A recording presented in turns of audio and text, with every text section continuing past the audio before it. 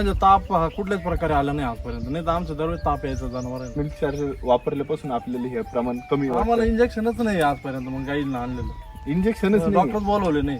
तरी तर डॉक्टर या वातावरणात सुद्धा आमच्या गायला ताप येतो. तुमचा खर्च किती होता त्या डॉक्टरवर किंवा आमचा मेडिसिन महिन्याचा 4 ते 5 हजार रुपये खर्च होऊन जाईल. तरी त्याचं निदान व्हायचं का? नाही हिचं निदान तर कधीच झालं नाही. कधीच झालं मस्टडीचं आजपर्यंत झालं नाही. आतापर्यंत कधीच नाही नाही झालं. झालं. झालं थांबली ती आता. थांबली Clear आहे पूर्ण. बाकी जे तुम्ही दुधाचा अनुभव सांगितला सर, आता 4.0 ची फॅट लागते, हो. काय रेट भेटतोय साधारणतः? आम्हाला 34-35 रुपये रेट भेटतो जो आमच्या इथं चालू आहे एरियामध्ये. बरं. तो भेटतोय आम्हाला. आणि याच्या आधी किती भेटायचं रेट? आम्हाला 29-30 म्हणजे 32च्या वर कधी गेलाच नाही. 7 ते 8 रुपये वाढले. वाढले आमचे. तो एक फायदा आपल्याला प्रति झालाय, दिवसाला हो. भेटतोय, झालाय. बरोबर? डॉक्टरच थांबलेला आमचं त्याचेच पैसे वसूल झाले. आणि टेन्शन मुक्त आपल्याला असं वाटतं हो. का आता आपण जनावर पाळतोय. आता तुमची एक जी काही गाय आहे ती पडली होती, हे झालं फ्रॅक्चर होतं. झालं. वासरू ना बाहेर आल्यावर मग तिला उठताच येईना. ती अशक्त पण आलता, पूर्ण पडून गेली ती.